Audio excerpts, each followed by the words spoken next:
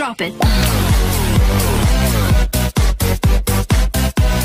Víctor Oliveira, qué gusto de tenerte en el programa de Agárrate, qué gusto de que estés con nosotros y qué gusto de que nos platiques de todos tus proyectos. Y qué bueno que seas responsable y traigas tu cubrebocas. Tú estás en la Ciudad de México, ¿verdad? Así es, estoy aquí en la Ciudad de México y yo invito por favor a todo el mundo a que se ponga su tapabocas, a que guarde la distancia. Incluso yo voy más allá, yo me pongo mi tapabocas y mis gogles, porque pues hay que cuidarnos y tenemos un rol que jugar en esta pandemia y tenemos que hacer todo lo posible porque esto se acabe pronto. Ok, Víctor, ¿nos quieres platicar primero de este proyecto de Hernán en donde haces el personaje de Blas Botello, por favor? Claro que sí, es un papel muy especial para mí, es uno de los personajes más bonitos que me ha tocado interpretar, sobre todo porque de plano había que entrar al proyecto sin juzgar a estas personas que hace 500 años vinieron a conquistar México y lo hicieron de una manera brutal. El proceso fue muy bonito porque el personaje de Botello tiene esta particularidad dentro del ejército de Hernán Cortés, que es que era un poco el adivino de Cortés. Él creía en, en la astrología.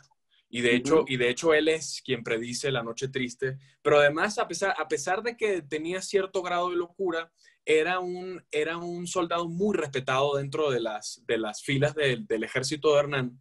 Entonces, fue bonito porque la poca información que había del personaje, evidentemente hice una investigación muy profunda, pero lo demás, los huecos, los llené un poco con mi imaginación y me dio la oportunidad de crear este personaje que estaba entre lo divino y lo terrenal. Ok, oye Hernán, ¿qué fue lo que descubriste con qué te quedas de Hernán que no sabías tú?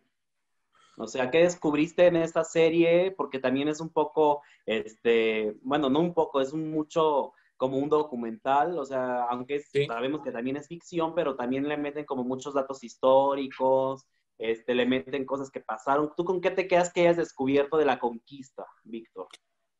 Me quedo con varias cosas. Me quedo primero con el hecho de que no nos han enseñado la historia, al menos en mi caso, digo, yo soy venezolano, pero nunca nos enseñaron la historia de manera concreta. En particular, la historia de la llegada de Hernán Cortés a Tenochtitlan y la eventual conquista de México. Eso por un lado. Y segundo, que tenemos evidentemente que juzgar la brutalidad que se utilizó en esa época, hace 500 años, pero al mismo tiempo no podemos juzgar a hombres de hace 500 años. Ellos no vivían los avances tecnológicos que tenemos el día de hoy, las libertades religiosas que tenemos el día de hoy, las libertades sexuales que tenemos el día de hoy. Entonces, el gran aprendizaje siempre, en particular con este tipo de proyectos históricos, es empatizar con personas que no han vivido lo que nosotros hemos vivido. Creo que además la empatía en este momento de pandemia es un ejercicio súper importante. No podemos juzgar a, eh, a la gente sin saber sus circunstancias. Creo que es muy fácil, por ejemplo, digo yo apelo, y volvemos al tema de la pandemia, ¿no? Yo apelo siempre al uso del cubrebocas, a guardar la distancia. Hay mucha gente que no lo hace y no necesariamente es eh, eh, porque se creen superiores a los demás. Quizás ha faltado allí a lo mejor el ingrediente de la educación, el ingrediente de la comunidad, el ingrediente de coexistir. Entonces creo que la empatía es el gran aprendizaje de Hernán. Y aprender a hacer un acento español también. Ok, oye, y a ti en conclusión, ¿qué te parece o qué te pareció esta serie? Tú has estado en diferentes series, o sea, tú sí ya has estado en esto de las series de televisión. ¿Y cuál es la diferencia entre una serie y otra? Y además pertenecer a diferentes plataformas, porque tú has estado en las diferentes plataformas, ¿no? ¿Cuáles son los cambios? Cuéntale a la gente cuál es tu experiencia con las series de televisión, de cuáles son tus experiencias con las diferentes plataformas, ¿no? Amazon, Netflix, todas, ¿no? Claro. La gran diferencia, bueno, un proyecto como, quizás la gran diferencia se ve en los presupuestos y no lo digo por el sueldo que yo me haya ganado, sino el presupuesto determina muchísimo la organización de los proyectos, ¿no? Entonces, en un proyecto como Hernán, que fue muy bien organizado, yo tenía los planes de trabajo básicamente de los 3 meses, 4 meses de trabajo. Entonces, esto me permitía a mí ir preparando las escenas con mayor determinación, por ejemplo. Eh, y cuando son sobre todo proyectos de época, por ejemplo, como Hernán y como La Bandida, hay mayor énfasis, por ejemplo, en el tema del maquillaje, ¿no? Tienes que llegar de pronto 2 horas antes de tu llamado porque, bueno, te tienen que caracterizar. A mí me ponían, por ejemplo, en Hernán me ponían extensiones en la barba, me pintaban la cara, me pintaban los dientes, el vestuario. Por ejemplo, trabajábamos para las escenas de La Noche Triste, trabajábamos a horas de la madrugada. Esto era en Xochimilco, hacía muchísimo frío. Entonces tenías que ponerte, por ejemplo, había escenas también en agua. Entonces tenías que poner un traje de neopreno debajo de la ropa, ¿no? Y es más tiempo, quizás es más esfuerzo, pero es muchísimo más divertido. Evidentemente me fascinan todos los proyectos de época. Y en cuanto a plataformas, eh, yo no noto mayores diferencias porque al final nosotros actores lidiamos sobre todo con las casas productoras que por lo general trabajan para todas las plataformas. Creo que tengo ahí como un eco. Sí. Voy a ver, voy a quitar por acá. Ok. Entonces, yo no veo mayores diferencias en ese sentido. Definitivamente, creo que las características del proyecto determinan mucho eh, cómo se va a trabajar. Y ahora, por ejemplo, que estoy en Falsa Identidad también, que hubo un presupuesto bastante generoso, se tradujo, por ejemplo, en esta pandemia en pruebas PCR 2 veces a la semana, ¿no? Lunes y jueves, sagradamente, prueba de PCR, espera de resultados y si todo va bien, grabamos al día siguiente, ¿no? Eh, es muy bonito trabajar en proyectos donde hay grandes presupuestos, no solamente por el pago, sino por la organización. Soy un fan de las productoras que trabajan de manera organizada y lo respeto y admiro muchísimo cuando los proyectos son así. Oye, Falsa Identidad es la que está Camila, ¿verdad? La que está Camila Correcto, correcto. en Telemundo, que le está yendo bien. Eh, Sí, sí, la primera temporada, según me hicieron saber, fue un hit. Yo la vi ya cuando me aceptaron en el proyecto para la segunda temporada y me encantó. Me encantó sobre todo porque nunca había tenido escenas. ¿Cuál es tu papel? eh, Porque aquí en México todavía no sale, pero la están pasando en Estados Unidos. ¿Cuál es tu papel? no, justo la segunda temporada estrenamos el 22 de septiembre por Telemundo. Tengo entendido que saldrá en Netflix posteriormente, ahí sí es verdad que no me sé exactamente la fecha. Pero yo interpreto un personaje que se llama Darwin Herfer, que va a estar bajo el mando de Don Mateo, interpretado por Eduardo Yáñez. Fue una experiencia muy bonita porque siempre digo esto en mis entrevistas, espero que mi ego no me esté traicionando, pero creo que soy una persona buena y este personaje fue muy malo. Es un personaje muy malo, es un personaje sociópata que disfruta del dolor ajeno. Entonces fue bonito sentir cosas a las cuales no estoy acostumbrado, ¿no? Esa sensación de casi alivio, ¿no? De ver a alguien sufrir. Es muy raro y es muy emocionante, porque vuelvo y repito, me considero una persona buena. Eh, y eh, no me habían tocado tantas escenas como de acción, ¿no? Esto que vas en el camión o en el coche andando, tiroteos, eh, y eso es, bueno, todo lo que quiere un actor, ¿no? Divertirse en un set y sentir esa adrenalina. Entonces, Sí, efectivamente estrenamos el 22 de septiembre y va a estar Camila Sodi, va a estar Dulce María, Uriel del Toro, Eduardo Yáñez, Latin Lover, y bueno, un cast, el Güero Franco, va a ser un cast, es un cast maravilloso y le agradezco, por cierto, a Telemundo por haberme dado la oportunidad de trabajar ¿En ahí. cuál de tus proyectos has dejado de divertirte? Porque dices que un actor siempre busca divertirse, Sí, que un actor, ¿en cuál tú dices, ya no me divertí, que dijiste, digo, pues fíjate, en todos me divertí. Lo que veo un poco para atrás, porque creo que ha sido sobre todo el trabajo de esta cuarentena. Esta cuarentena nos ha dado mucho tiempo para reflexionar. Y a mí me dio a entender que yo era, era perfeccionista, ¿no? Y el perfeccionismo al final no está visto socialmente como algo positivo, pero realmente el perfeccionismo es tapar tus vulnerabilidades, tapar tus defectos. Y eso no está bien porque la belleza del ser humano radica justamente en sus imperfecciones. Y por ejemplo, en el proyecto de Hernán, yo vivía muy nervioso.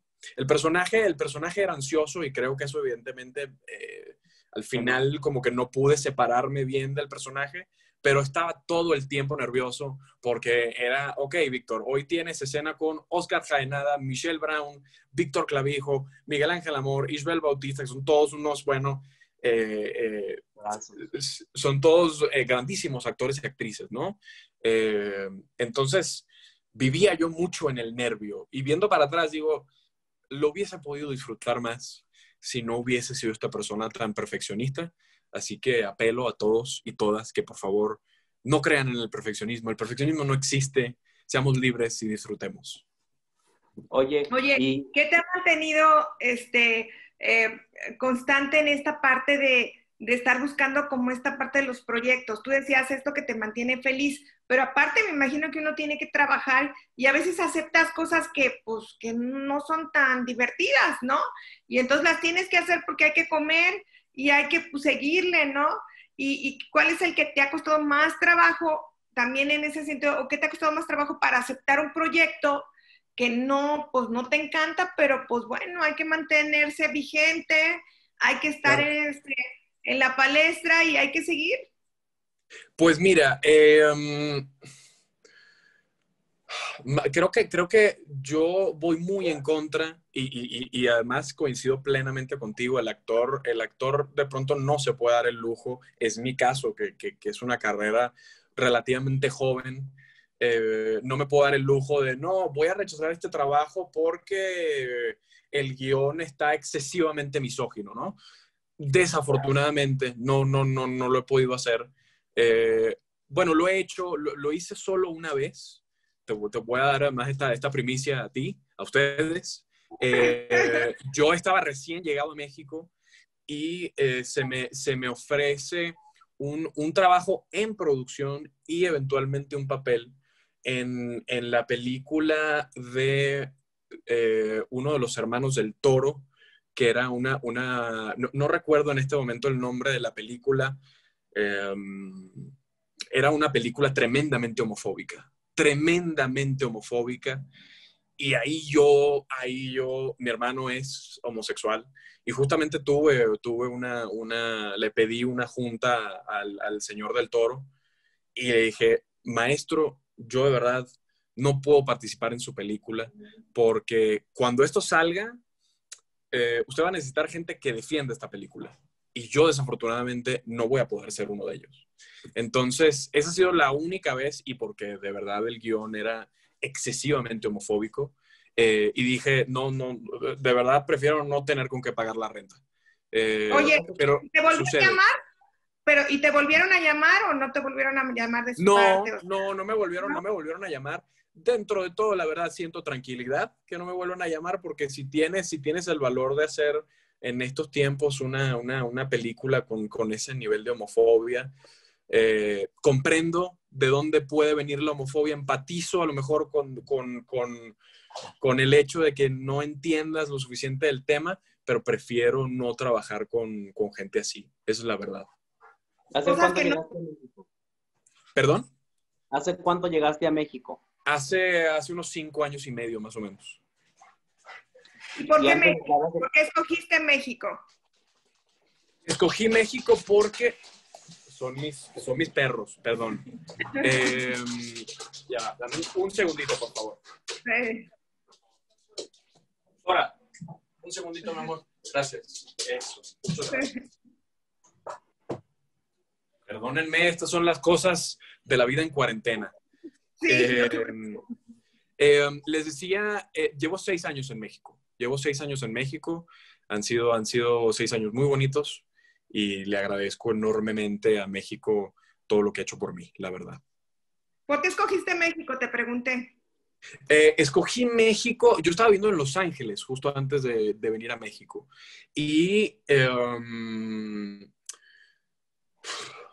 fue quizás el paso más natural. Yo tenía acá un par de compañeros con quienes había estudiado en la universidad en Venezuela y en el colegio y me dijeron, Víctor, aquí la industria está creciendo, hay muchísima oportunidad, creo conveniente que vengas. Y pues pues ya sabes, ¿no? De estos cambios que vives en un sofá durante 4 meses hasta que empiezas a tener allí ciertas chambas que te permiten pagar una renta y desde entonces ha sido muy, muy, muy maravilloso. Oye, Víctor, ¿y en esta cuarentena te has puesto a entrevistar? Porque ya te vi tú en tu Instagram y te has puesto a entrevistar a tus compañeros de actores, de teatro, de series. ¿Cuál es la entrevista que más has disfrutado Mm. Sí, estoy entrevistando, como bien, y gracias porque me encanta que me preguntan de ese pequeño proyecto personal que se llama Gente Chida de la Industria. Efectivamente, hago lives. Casualmente terminé mi último llamado el viernes, entonces ya tendremos un poco más de tiempo y de libertad para entrevistar a gente. Creo que de las que más he disfrutado, una fue la del Latin Lover, porque su historia me parece absolutamente fascinante.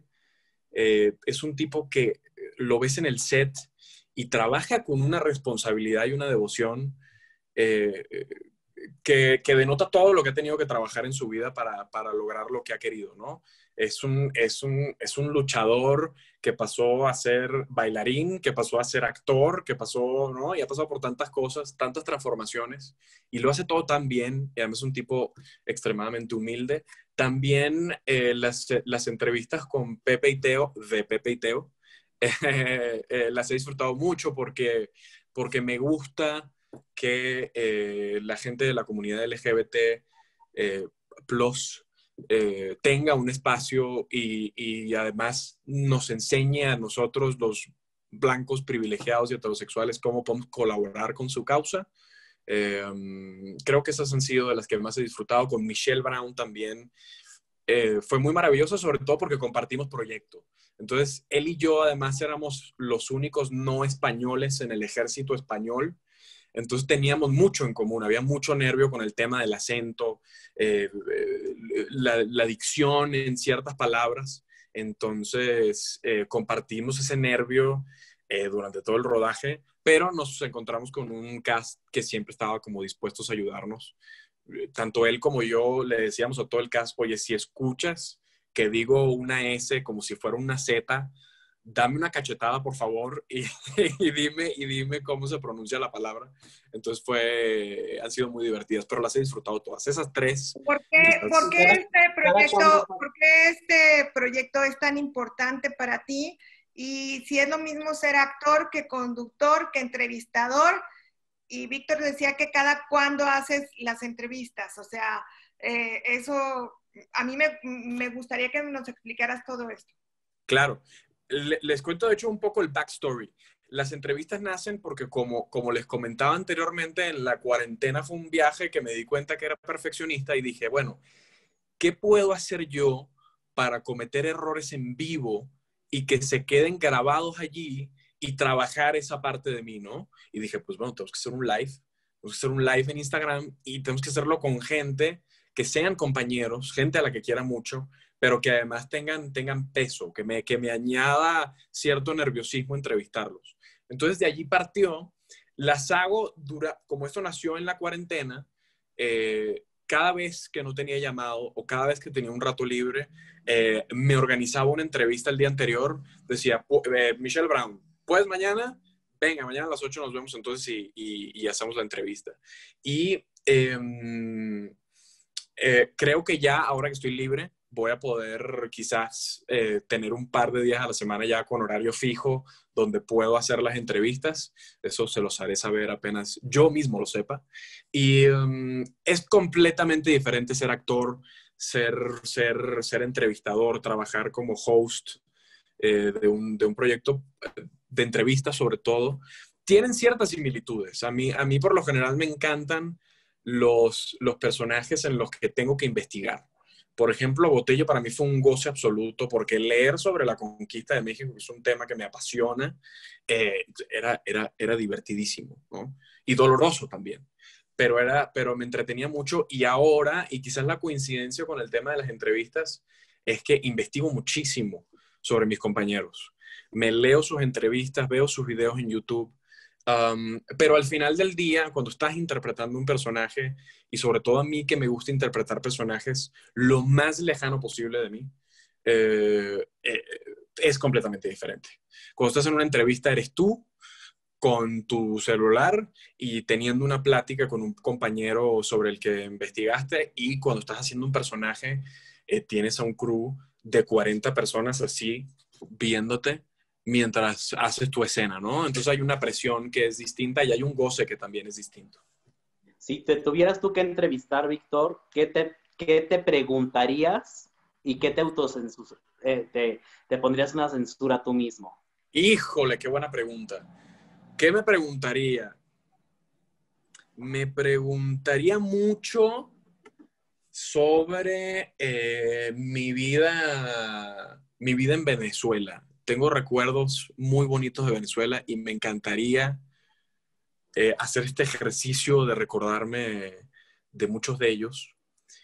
¿Y qué me censuraría? Honestamente creo que no me censuraría nada. Como pueden ver, soy una persona completamente transparente. Llegué 2 minutos tarde a su entrevista porque le di un ride a mi chica al banco, no salí a tiempo y ahora entraron mis 2 perros. Eh, entonces creo que honestamente no me censuraría absolutamente nada. En Oye, Venezuela, Víctor, la familia es importante para ti. Perdón, la familia es importante para ti. Sí. La familia, en Venezuela dejaste familia, tienes a tu familia, tu chica es importante porque nos las mencionas. ¿Qué tanto es la familia para ti? ¿Cómo ha funcionado la familia para ti? Y ahorita, ¿quién es tu familia? Bueno, sí, la familia y sobre todo en estos tiempos de pandemia ha recobrado una importancia muy grande y muy profunda. Justo mi familia, mi círculo familiar cercano, es decir, mi papá, mi mamá y mis hermanos, están viviendo ahora en Madrid, en España. Todos nos fuimos de Venezuela por la crisis económica y política en la que estamos pues metidos desde hace unos años. Y justamente esto fue hace muy poco. Afortunadamente mi familia está muy bien, pero mi hermano, mi cuñada, mi sobrina y mi mamá presentó síntomas también del coronavirus. Afortunadamente no era coronavirus. Pero cuando te enteras de una noticia como esta y estás del otro lado del océano, entiendes lo importante que es la familia sobre cualquier cosa. El trabajo pierde relevancia, la vida cotidiana pierde relevancia, los temores pierden relevancia porque la vida de una persona a la que amas está en peligro, ¿no? Entonces, y justo empecé este ejercicio a partir del temor de la enfermedad de COVID de mi hermano. Dije, yo voy a organizarme unas sesiones de Zoom con mi papá, con mi mamá, con mis hermanos, porque yo les quiero decir absolutamente todo lo que siento por ellos, bueno y malo, para que si desafortunadamente, esperemos que no, nos toca recibir una mala noticia, al menos yo no me haya quedado con nada dentro de mí. Y creo que es un ejercicio que le recomiendo a todo el mundo, porque es muy raro cómo vivimos este tema de la muerte. Estamos todo el tiempo como tratando de evitarla y es una parte natural del ser humano. Nadie ha sobrevivido a la muerte. La muerte está allí y tenemos que buscar la manera de convivir con ella, porque la muerte es parte de la vida. Es correcto. Oye, yo te preguntaba que en Venezuela, ¿qué hacías de tu vida, Víctor? En Venezuela, por eso de hecho me encanta tanto el trabajo que estoy haciendo en las entrevistas, porque yo hacía radio en Venezuela. Yo hacía radio, trabajaba por un circuito radial que se llama La Mega 95.7. Y sí, practicaba el periodismo. Yo estudié periodismo, entonces hacía entrevistas. Me encantaba la comedia, me encanta la comedia, entonces trataba un poco de combinar la entrevista y la comedia. Eh, y a eso me dediqué hasta que ya la situación política se hizo así insostenible y me tocó migrar. Y de ahí te vas a Estados Unidos. De ahí me voy a Estados Unidos, donde le digo, esto es un dato interesante de mi vida. Yo tengo un máster en análisis cualitativo y cuantitativo de la información en medios de comunicación masiva. Esto no es broma, esto es en serio. Me fui a hacer un máster apenas me fui de Venezuela. Dije, bueno, tengo que estudiar y me conseguí una beca en una universidad que se llama Arkansas State University, en un pueblo de 70,000 personas, donde viví durante 2 años y medio encerrado en la biblioteca porque era lo único que se hacía en ese pueblo. Y así me saqué mi máster, me fui a Los Ángeles y ahí fue cuando dije, lo tuyo es la producción de series de televisión y de cine. Y justo antes de irme de Los Ángeles, así es como llego a la actuación, dije, bueno, ¿qué es lo más LA que puedo hacer antes de irme de Los Ángeles? Hice un taller de actuación con la grandísima Elia Schneider, que en paz descanse, por cierto, y ahí dije, no, realmente lo tuyo no es la producción de televisión y cine, lo tuyo es actuar. Entonces ahí me vine a México y aquí estamos 5 años y medio después. Oye, pues qué bien, ¿no? Qué bien Sí, que sí, sí, sí. La te verdad, has sí. dado todo, pues no fácil, pero sí de una manera como escalonadita y Sí, sí. Y es bueno que se haya dado así. Casualmente hice esta ronda de preguntas en Instagram y la gente me preguntaba, bueno, ¿qué recomiendas a los actores que no han quedado actores y actrices que no han quedado en un casting? Y yo justo lo que les digo es, tengan paciencia. Yo hoy me doy cuenta y doy gracias al universo de no haber quedado en ciertos proyectos porque no estaba preparado para tener un personaje principal en una serie. Porque es muchísima presión y es muchísimo trabajo el que hay detrás de ser un protagonista o ser un principal. Hoy sí lo puedo hacer. Hoy en Falsa Identidad soy parte del cast principal y ya no hay la presión de tener que demostrarle al director y al fotógrafo y al director de casting que hicieron la decisión, que tomaron la decisión adecuada al escogerte. Ahora tengo la oportunidad de demostrar mi trabajo, tengo la oportunidad de mostrar por qué me escogieron, qué gusto que puedo hacer esto, ¿no? Entonces tengan paciencia, es lo que yo creo que, que ha sido como el gran aprendizaje de todo esto. Ha sido difícil, pero las cosas pasan en su momento. Ok, y Víctor, ¿cuáles son ahorita cuál es la que estás grabando? Porque pues, es una Sí, grabación. justo. Terminé el viernes de la semana pasada, terminé de grabar la segunda temporada de Falsa Identidad, que como les decía, se estrena el 22 de septiembre. Las grabaciones se suspendieron, evidentemente, en marzo por el tema de la pandemia. Regresamos, me parece que fue el 13 de julio, bueno, cuando hablan de la nueva normalidad, efectivamente es una nueva normalidad para el mundo de la producción, porque pruebas PCR 2 veces por semana. Incluso una vez que entrabas a la locación, no al set, a la locación, tenías que tener tapabocas y caretas. Para los actores, a la hora de hacer la escena, los ensayos eran con tapaboca y con careta. Se nos tomaba la temperatura 3 veces al día, al llegar, al mediodía y justo antes de salir del llamado. Teníamos evidentemente un equipo de salud que no solamente nos tomaba la temperatura, nos hacía las pruebas PCR, etcétera, sino que estaba muy pendiente del tema de la sana distancia. Es decir, si veía a 2 o 3 personas allí violando la sana distancia, se acercaba muy respetuosamente, por favor, necesito que se separen un poco.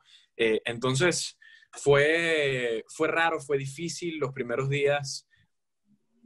Es raro estar 3 meses encerrado en tu casa y de pronto hacer esta serie de actividades con tanta gente, ¿no? Es muy raro.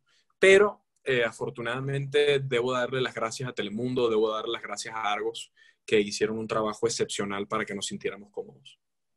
Oye, Víctor, pues nosotros tenemos que agradecerte tu charla, tu entrevista. Es un placer para nosotros, pues, conocerte así con esta nueva normalidad. Digo, la entrevista nos encantaría en vivo. Esperamos que vengas a Guadalajara próximamente, cuando esta situación pase, y poderte ver, invitar una torta ahogada. Por favor, porque soy además muy fan de las tortas ahogadas. Mi buen amigo Said Sandoval, que seguramente lo conozcan por Club de Cuervos. Fue mi alumno. Sí, él me las... Fue mi alumno de la escuela, de la universidad, y yo lo conozco. Mira, el buen Said un día nos invitó al cast de Hernán a comer tortas ahogadas y fui muy fan. Entonces, espero poder visitarlo. De antemano les pido disculpas por mis 2 minutos de retraso y porque mis perros invadieron la escena. Pero les agradezco muchísimo que me den el tiempo, les agradezco muchísimo. Ahora que yo hago entrevistas, les agradezco muchísimo que se tomen el tiempo para investigarme. Disfruté muchísimo la entrevista. Perdónenme aquí con mi marca del tapabocas, y a toda la gente, por favor, use su tapabocas, su sana distancia. Ya nos falta... Ya mero llegamos al final de esto. Por favor, vamos a cuidarnos, y un abrazo a todo Guadalajara y de verdad muchísimas gracias. Víctor, tus redes sociales para despedirnos. Claro que sí, bueno, la única que uso honestamente es Instagram, porque ahí hago mis lives, ahí monto mis fotos, ahí cuento historias, @soyvicoliveira, @soyvicoliveira. Cuando vean ahí a un pelirrojo en la foto, pues ese soy yo. Muchísimas gracias por tu tiempo, por tu paciencia, por tu cariño. Y sí, por favor, si vuelves a ver a Said, fue mi alumno, le mandamos siempre, sabe que lo quiero con todo el corazón. Les mando un beso y te deseamos que te rompas las piernas que necesites, y para que todo siempre salga muy bien y funcione muy bien. Y muchas series, también información en los medios. Necesitamos gente que tenga maestrías y todo lo demás, y que nos enseñe cómo se maneja este momento, todas estas circunstancias. Muchas gracias, mi querido Víctor. A ustedes los amo con todo mi corazón, y que tengan una deliciosa semana y gran día. Gracias. Gran día. Chao. Drop it.